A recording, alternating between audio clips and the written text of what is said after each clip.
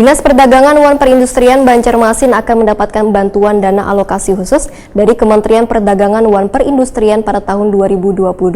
Bantuan DAK diberikan terkait revitalisasi yang bakal diberikan pada tahun 2022 mendatang sebagai upaya agar pasar tradisional yang berada di kawasan padat penduduk akan terlihat berasih, tertib wan nyaman untuk menarik pengunjung datang wan berbelanja di pasar tersebut.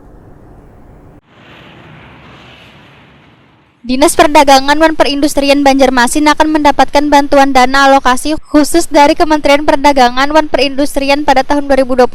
Bantuan DAK tersebut diberikan terkait revitalisasi. Revitalisasi yang bakal diberikan pada tahun 2022 mendatang ini sebagai upaya agar pasar tradisional yang berada di kawasan padat penduduk akan terlihat bersih, tertib wan nyaman untuk menarik pengunjung datang wan berbelanja di pasar tersebut. Dibandingkan kondisi pasar Batuah Wayah ini yang masih terlihat kumuh, padahal berada di bantaran Sungai Veteran, sehingga keindahan pasar harus benar-benar diperhatikan. Demikian dipadahkan Wali Kota Banjarmasin, Ibnu Sina, wayah ditakuni Prima TV jelang tengah hari Kamis 25 November 2021. Menurut Ibnu Sina, dalam revitalisasi pasar Batuah ini tentu akan ada konsekuensi yang harus diambil oleh pemerintah kota, yaitu terkait lahan pemilik Pemko Banjarmasin yang di atasnya berdiri rumah-rumah warga. Kemudian akan dilakukan pembebasan lahan untuk memperluas pelaksanaan pembangunan pasar Batuah.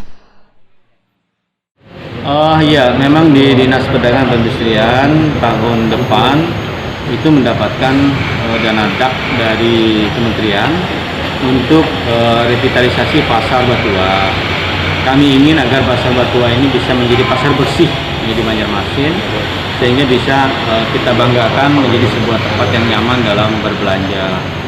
Nah, kemudian konsekuensinya memang ada nanti berdampak pada tanah Pemko, lahan Pemko yang ada di situ, yang mungkin ya ditempati oleh warga masyarakat ya, terkait dengan pembebasan lahannya, termasuk juga untuk pembangunan pasarnya sendiri.